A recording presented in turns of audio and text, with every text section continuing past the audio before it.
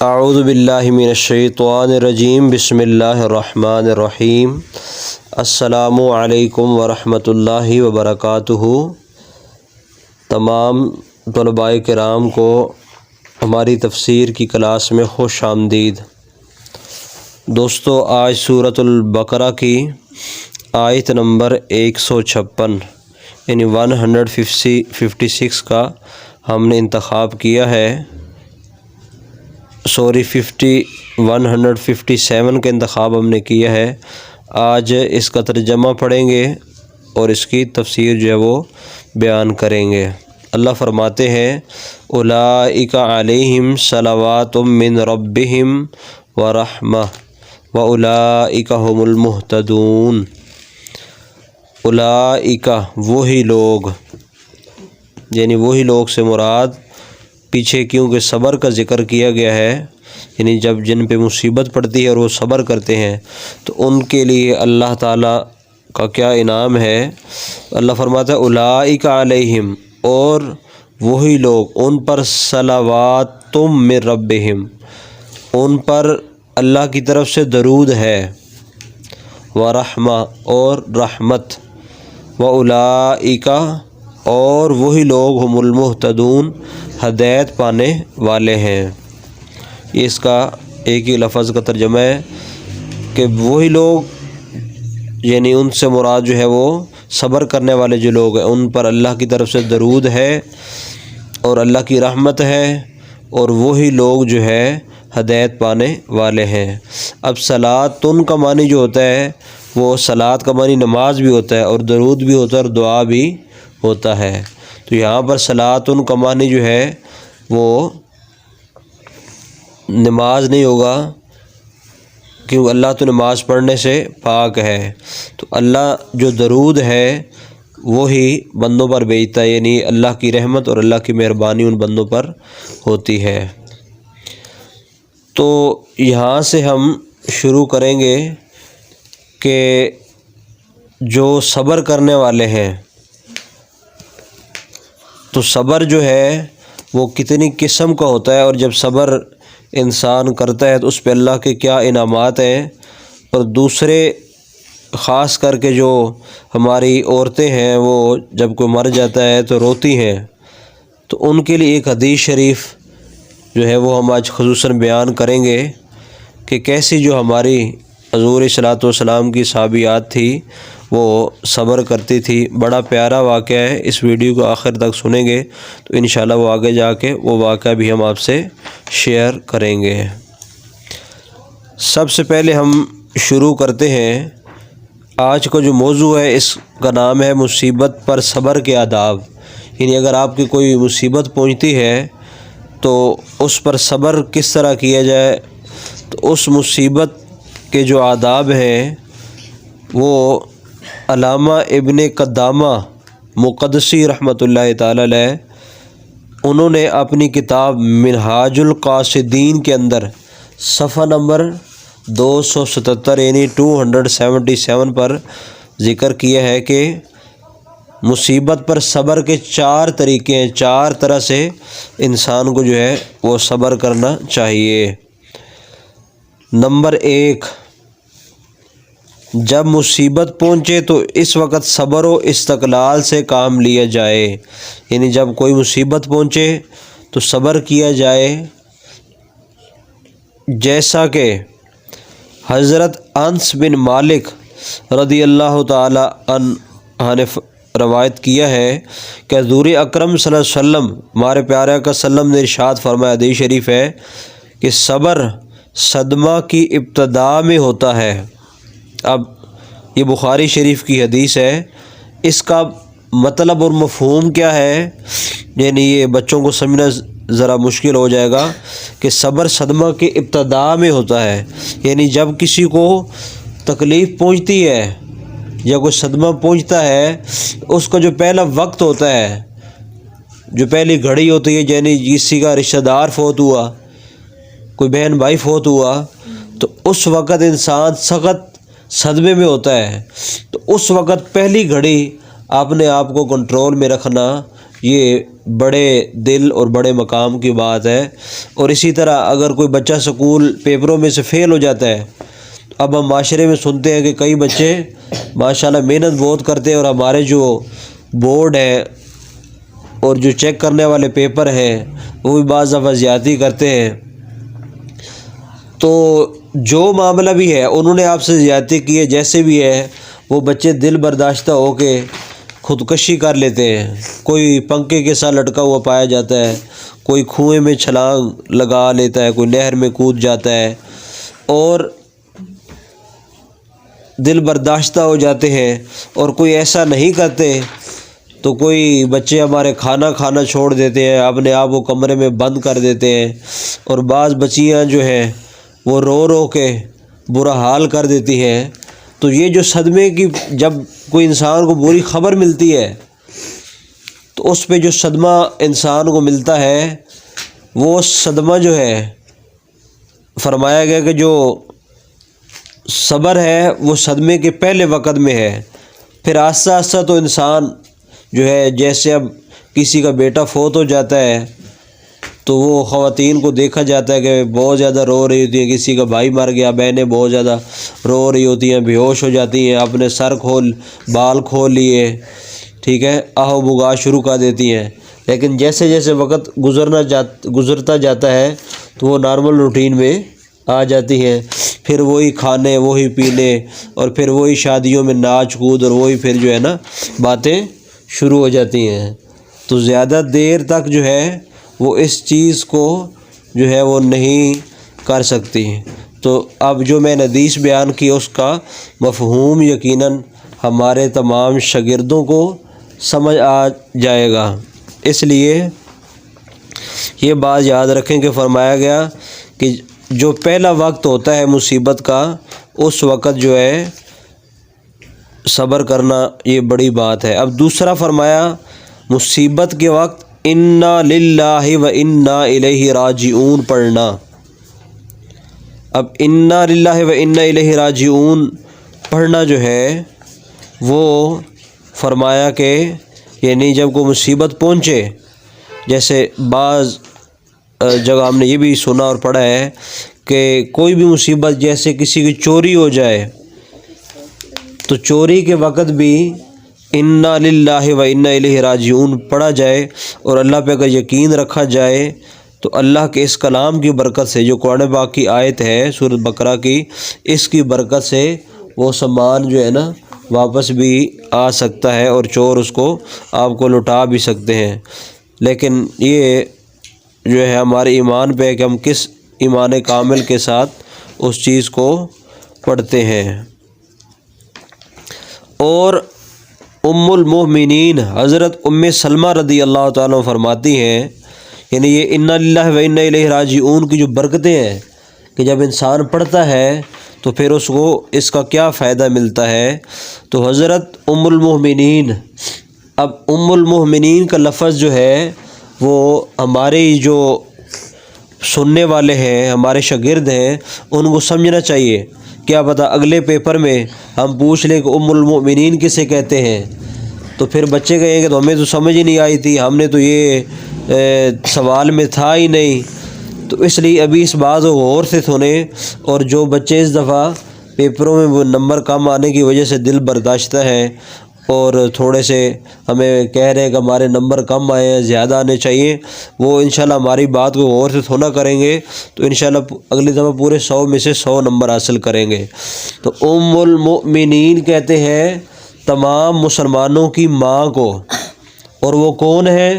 وہ حضور صلی اللہ علیہ وسلم کی جتنی بیویاں ہیں وہ ساری مومنوں کی مائیں ہیں، اس لیے فرمایا ام المؤمنین، اور نام ہے ام سلمہ رضی اللہ تعالی عنہا فرماتی ہیں کہ میں نے سید المرسلین صلی اللہ علیہ وسلم سے یہ فرماتے ہوئے سنا کہ جب مسلمان پر کوئی مصیبت آئے اور وہ اللہ تعالیٰ کے حکم کے مطابق انا للہ و انا الیہ راجعون پڑھے اور یہ پھر دعا کرے اللہم اجرنی فی مصیبتی واحلف لی خیرا منہا، اے اللہ میری اس مصیبت پر مجھے اجر عطا فرما اور مجھے اس کا بہتر بدل عطا فرما۔ تو اللہ تعالیٰ اس کو اس سے بہتر بدل عطا فرمائے گا۔ حضرت ام سلمہ رضی اللہ عنہ فرماتی ہیں جب حضرت ام سلمہ رضی اللہ عنہ فوت ہو گئے،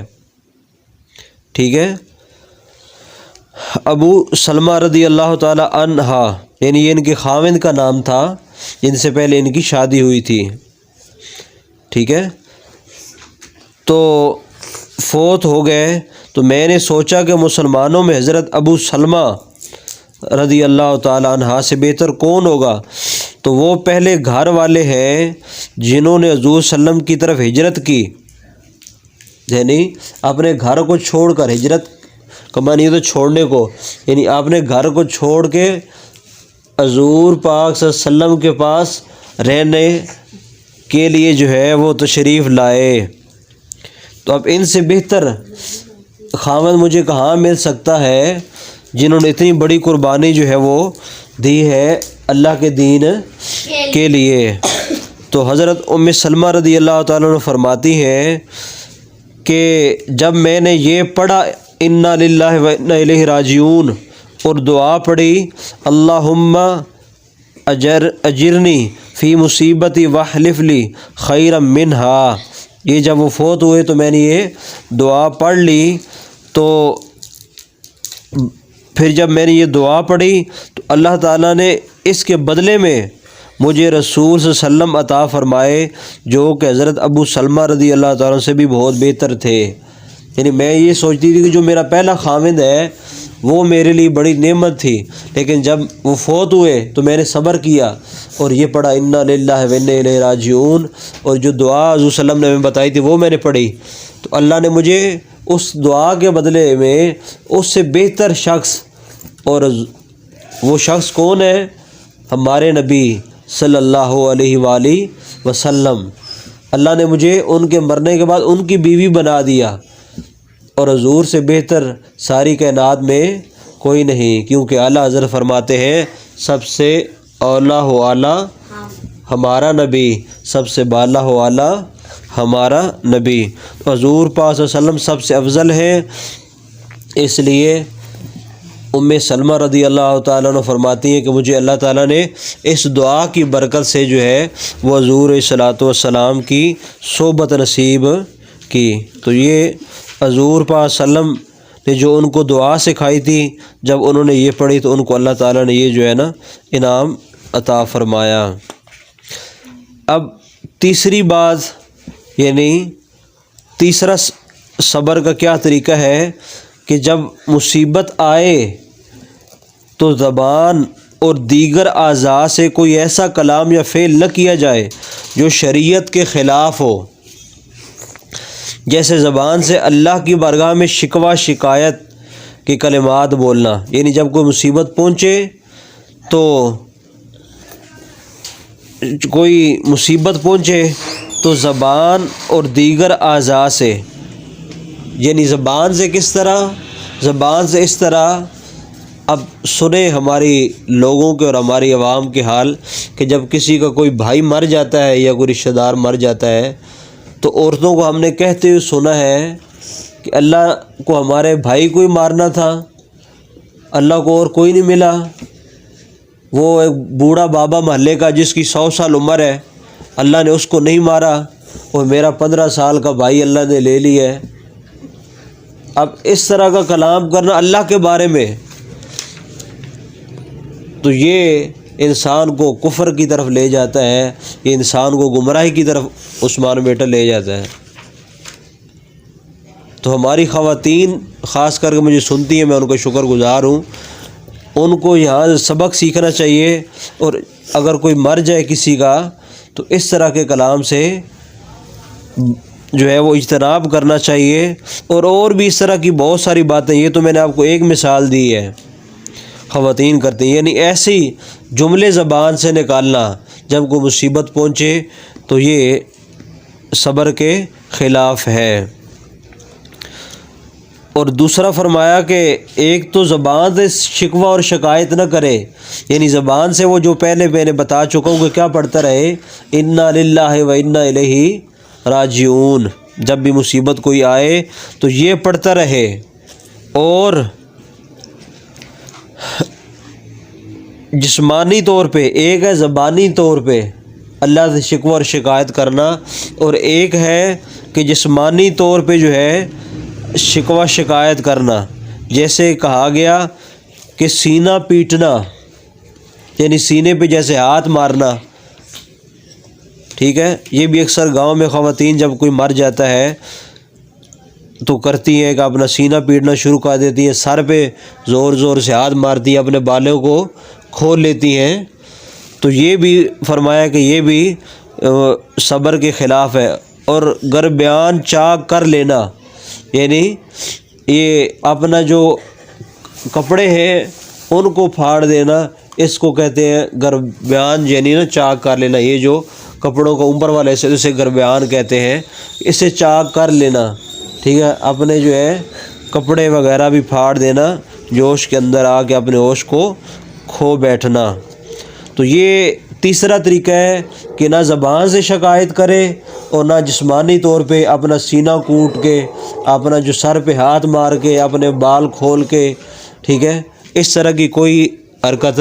نہ کرے۔ یہ سارا کچھ صبر کے خلاف ہے۔ لیکن ہم مسلمان شریعت کو سمجھتے نہیں ہیں، نہ ہم نے پڑھا ہے۔ ہم نے سکول میں اپنے بچوں کو ڈالا ہوا ہے، ٹھیک ہے، اور پھر اس کا رزلٹ یہ نکلتا ہے کہ نہ انہیں نماز آتی ہے، نہ روزے کے مسائل پتہ ہیں، نہ زکوٰۃ کے مسائل پتہ ہیں، نہ قربانی کے مسائل پتہ ہیں۔ شادی ہو گئی تو غسل کا طریقہ نہیں پتہ، بیوی کو جو ہے وہ خاوند کے حقوق کا نہیں پتہ، خاوند کو بیوی کے حقوق کا نہیں پتہ، اور پھر گھروں میں لڑائیاں ہیں۔ تو پھر ہم کہتے ہیں کہ یہ کیا ہو رہا ہے، ہم تو مسلمان ہیں۔ ہم کام کے نہیں، ہم نام کے مسلمان ہیں۔ کام کے مسلمان بننا ہے تو قرآن پاک کو پڑھنا بھی پڑے گا اور اس کو ترجمہ اور تفسیر کے ساتھ سمجھنا بھی پڑے گا، پھر تمہاری زندگیوں میں تبدیلی آئے گی، پھر تمہارے گھروں میں سکون آئے گا۔ نہیں کہ یہ لڑائیاں، یہ جھگڑے، یہ ایک دوسرے کو گالیاں گلوچ، ٹھیک ہے، چاہے وہ میاں بیوی کے درمیان ہو، چاہے وہ ساس بہو کے درمیان ہو، چاہے بہنوں کے درمیان ہو، چاہے بھائیوں کے درمیان ہو، چاہے گلی بازار میں ہو، یہ جو ہے نا چلتا رہے گا۔ اور چاہے سڑک پہ چلاتا ہوا، موٹر سائیکل پہ گزرتا ہوا کوئی بھائی ہو، یا کوئی کار پہ گزرتا ہوا بھائی ہو، یہ جو لڑائیاں جھگڑے ہم دیکھتے ہیں تو اس کی یہی وجہ ہے کہ ہم دین سے دور ہیں۔ تو اللہ ہم کو دین کی سمجھ عطا فرمائے۔ اب آخری اور چوتھا، اور جو میں نے ویڈیو کو شروع میں وعدہ کیا تھا کہ آج ایک ایسا واقعہ سنانا چاہتے ہیں کہ ہماری مائیں بہنیں سنیں گی لیکن ان کے کان اس بات پہ یقین نہیں کریں گے کہ کوئی دنیا کی عورت ایسی بھی ہو سکتی ہے، لیکن آپ کو ماننا پڑے گا، ہم حوالے ہی ایسا دے دیں گے۔ اور وہ حضور صلی اللہ علیہ وسلم کے تربیت یافتہ عورتیں تھیں، وہ آج کی ماڈرن وہ جو عورتیں نہیں تھیں جنہوں نے انڈیا کے ڈرامے اور فلمیں اور گانوں سے ان کی تربیت نہیں ہوئی، بلکہ ان کی قرآن و حدیث سے ان کی تربیت ہوئی۔ تو پھر اس تربیت کا نتیجہ تھا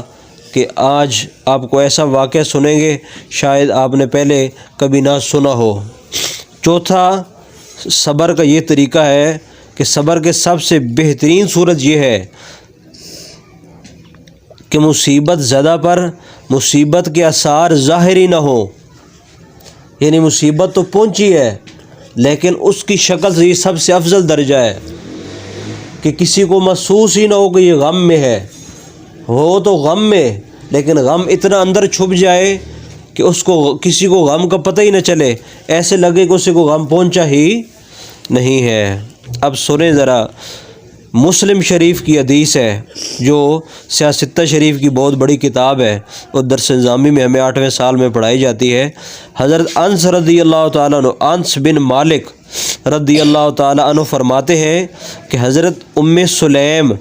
یہ اب عورت کا نام ہے، ام سلیم رضی اللہ تعالیٰ عنہ کے بطن میں سے حضرت ابو طلحہ رضی اللہ تعالیٰ عنہ کا ایک لڑکا فوت ہو گیا، بیٹا فوت ہو گیا، اور حضرت ام سلیم رضی اللہ تعالیٰ عنہ اپنے گھر والوں سے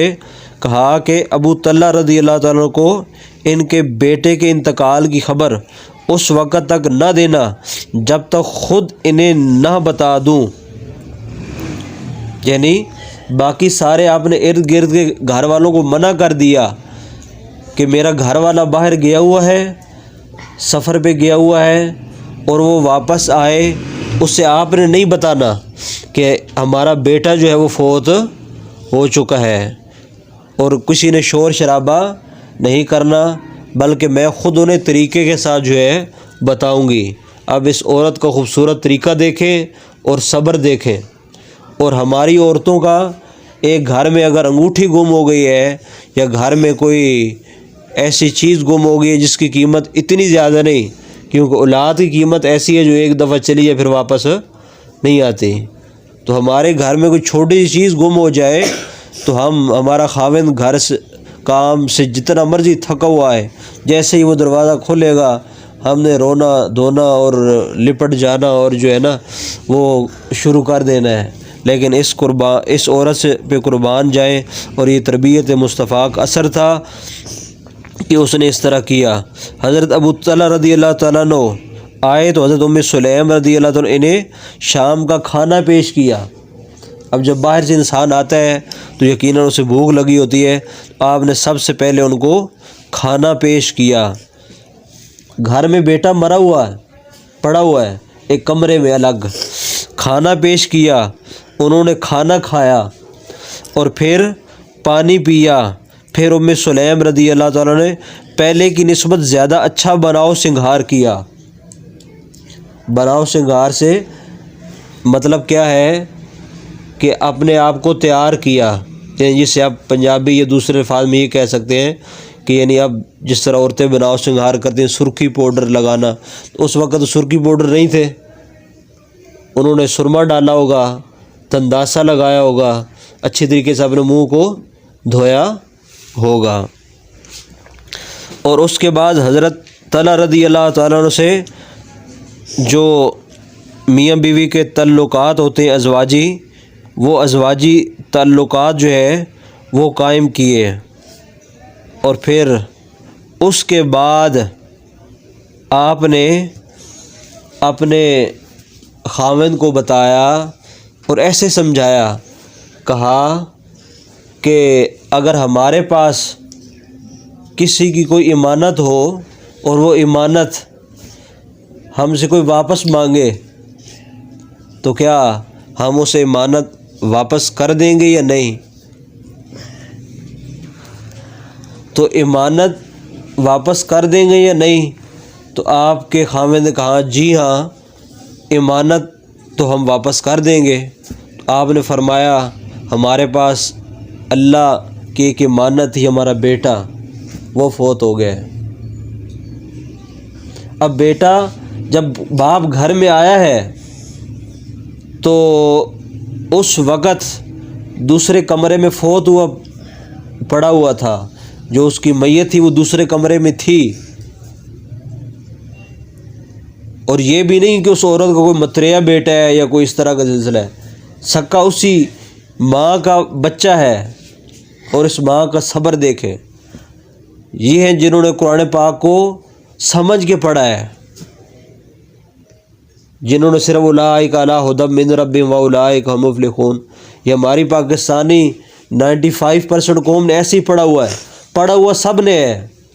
اس لیے اعلیٰ حضرت فرماتے ہیں الحافظ کالجاہل، حافظ ایسے ہی ہے جیسے جاہل ہے، اسے کسی چیز کا پتہ ہی نہیں۔ جب تک ہم قرآن پاک کو سمجھ کے نہیں پڑھیں گے تب تک ہمارے معاشرے میں تبدیلی نہیں آ سکتی۔ اب یہاں پر لوگ بڑی تبدیلی کا نعرہ لگاتے ہیں، کبھی آپ نواز شریف سنیں گے، وہ کہیں گے میں پاکستان کو تبدیل کر دوں گا، کبھی عمران خان کہتا ہے میں تبدیل کر دوں گا۔ یہ تبدیلی قرآن سے ہی آ سکتی ہے، مصطفیٰ کریم علیہ السلام کے فرمان سے ہی آ سکتی ہے۔ اب مجھے سیاسی بات تو نہیں کرنی چاہیے، لیکن سیاست بھی عبادت ہے۔ میرے مصطفیٰ کریم علیہ السلام کی مدینے کی ریاست کی لوگ بات کرتے ہیں کہ ہم پاکستان کو مدینے کی ریاست بنانا چاہتے ہیں، لیکن وہ مدینے کی ریاست جو ہے وہ کیسے بنے گی؟ وہ مدینے کی ریاست قرآن کے مطابق جب اس ریاست کو چلایا گیا تو تب ایک خوبصورت ریاست بن گئی، نہیں تو وہ بھی پہلے ایک دوسرے کو مارنے والے تھے، ایک دوسرے کو قتل کرنے والے تھے، ایک دوسرے کو لوٹنے والے تھے۔ لیکن جب انہوں نے قرآن پاک پڑھا تو پھر صرف پڑھا نہیں بلکہ سمجھا بھی، تو پھر جو ہے ان کی زندگیوں میں تبدیلی آئی۔ تو حضرت ام سلیم رضی اللہ تعالیٰ نے پھر آپ کو بتایا کہ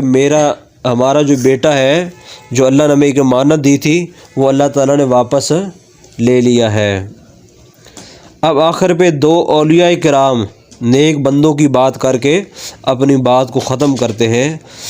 حضرت مطرف رحمۃ اللہ تعالیٰ علیہ کا بیٹا فوت ہو گیا اور لوگوں نے انہیں بڑا خوش و خرم دیکھا۔ اب بیٹا فوت ہو گیا ہے اور وہ خوش ہیں، خرم ہے، انہیں کوئی پریشانی، کوئی وہ ویلا یا نہیں کر رہے۔ تو لوگوں نے پوچھا کہ اے حضرت مطرف، کیا بات ہے، آپ غم زدہ ہونے کے بجائے خوش نظر آ رہے ہیں؟ فرمایا جب مجھے اس صدمے پر صبر کی وجہ سے اللہ تعالیٰ کی طرف سے درود و رحمت اور ہدایت کی بشارت ہے تو میں خوش ہوں یا غمگین ہوں۔ یعنی اللہ نے کہا جو صبر کرے گا، جو آیت ہم نے شروع کی تھی اس میں اپنی بات ختم کرے۔ اللہ نے فرمایا نا اولئک علیہم صلوات من ربہم ورحمہ، کہ جو صبر کرتے ہیں یہ وہی لوگ ہیں، ان کے لیے درود بھی ہے ہماری طرف سے اور رحمت بھی ہے۔ تو حضرت مطرف نے فرمایا کہ اللہ کی طرف سے مجھے صبر پہ اتنا بڑا انعام مل رہا ہے تو میں کیوں نہ وہ انعام لوں کہ اللہ مجھ پہ درود بھیجے اور مجھ پہ رحمت اللہ تعالیٰ نازل فرمائے۔ تو میں نے تو اس کو اختیار کیا ہے۔ اب آخر پہ پھر ہماری ماؤں بہنوں کی بات آتی ہے اور اس پہ ہم اپنی بات کو ختم کرتے ہیں کہ امام غزالی رحمۃ اللہ تعالی علیہ احیاء العلوم بڑی مشہور کتاب ہے، اس میں فرماتے ہیں کہ حضرت فتح موصلی رحمۃ اللہ تعالی علیہ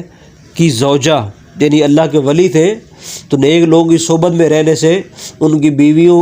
جو ہیں وہ بھی اللہ والی ہو جاتی ہیں، نیک ہو جاتی ہیں۔ تو حضرت فتح موصلی رحمۃ اللہ تعالی کی زوجہ پھسل گئیں، جس طرح کبھی ہم سیڑھیوں سے پھسل جاتے ہیں، جب بارش میں پھسل جاتے ہیں، ایسے پھسل گئیں۔ پھسلی تو ان کا ناخن ٹوٹ گیا۔ اب ناخن ٹوٹا تو وہ ہنس پڑی۔ تو لوگوں نے ان سے پوچھا کہ آپ کیوں ہنس رہی ہیں؟ آپ کو تو رونا چاہیے، جیسے باقی عورتیں صرف چھوٹی سی کوئی بات ہو جائے تو فوراً رونا لگ پڑتی ہیں، تو آپ بھی تو ایک عورت ہیں، آپ کا ناخن جسم سے نکل گیا، اتر گیا ہے، آپ رو نہیں رہی۔ آپ نے فرمایا مجھے وہ فرامین یاد ہے کہ اللہ جب کسی کو تکلیف دیتا ہے تو پھر اللہ اس کے ہزاروں گناہوں کو جو ہے نا